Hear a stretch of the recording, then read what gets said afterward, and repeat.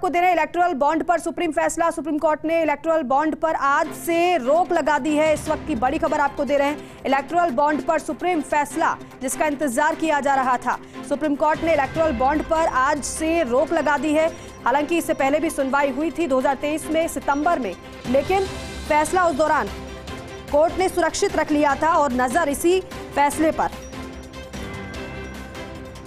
और ये बड़ी खबर इस वक्त की आपको दे रहे हैं, इलेक्टोरल बॉन्ड पर रोक लगा दी गई। हालांकि इसके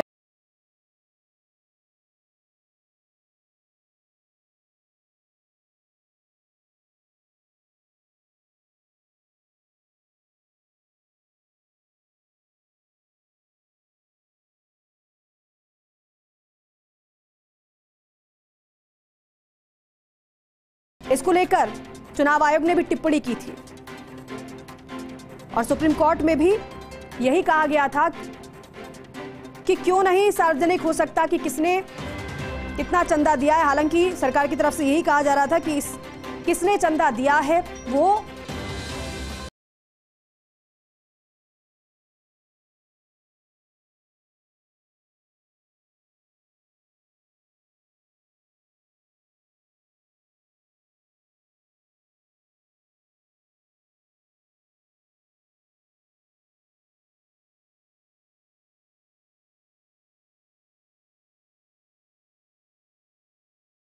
अकेले या किसी के साथ मिलकर खरीद सकता है। योजना को हालांकि 2017 में ही चुनौती दे दी गई थी, लेकिन सुनवाई 2019 में हुई थी और उसके बाद फैसले को सुरक्षित 2023 में कोर्ट ने रख लिया था। लेकिन अब जाकर फैसला सुनाया गया और बड़ा फैसला सुप्रीम कोर्ट का। सुप्रीम कोर्ट का ये सुप्रीम फैसला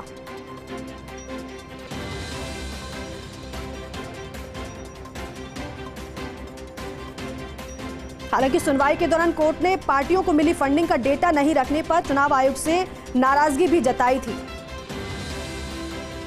और अदालत ने यह भी आयोग से कहा था कि राजनीतिक दलों को 30 सितंबर तक इलेक्टोरल बॉन्ड के जरिए जितना पैसा मिला उसकी जानकारी जल्द से जल्द दे।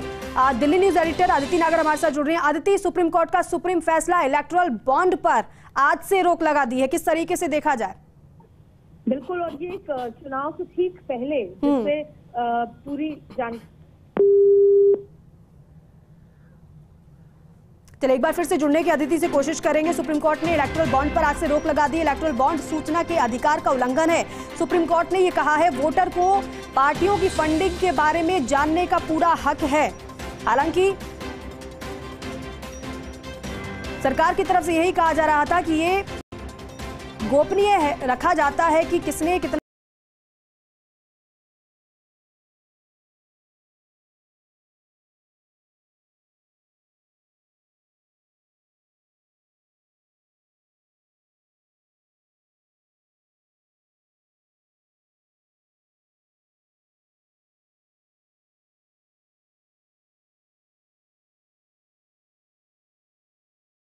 से ये बताया गया था पक्ष रखते हुए कि इलेक्टोरल बॉन्ड से राजनीतिक चंदे में पारदर्शिता आई है।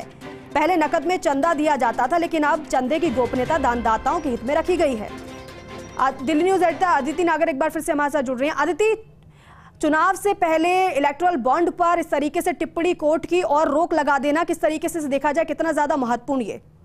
बिल्कुल, इलेक्टोरल बॉन्ड को असंवैधानिक बताकर सुप्रीम कोर्ट ने बैन किया और खरीदारों की लिस्ट होगी सार्वजनिक, ये भी बात कही। देखिए, लोकसभा चुनाव के ऐलान से पहले इलेक्टोरल बॉन्ड को लेकर सुप्रीम कोर्ट ने एक बड़ा फैसला लिया और उसमें सुप्रीम कोर्ट ने चुनावी बॉन्ड को अवैध करार देते हुए उस पर रोक लगा दिया। कोर्ट ने कहा है कि इलेक्टोरल बॉन्ड सूचना के अधिकार का उल्लंघन है, राइट टू इन्फॉर्मेशन का उल्लंघन बताया और साथ में वोटर को पार्टी की फंडिंग के बारे में जानने का हक भी है। इसके साथ साथ देखिए, लोकसभा चुनाव के ऐलान से पहले ये बड़ी जो सुप्रीम कोर्ट की तरफ से ये कार्रवाई और ठीक है आदित्य।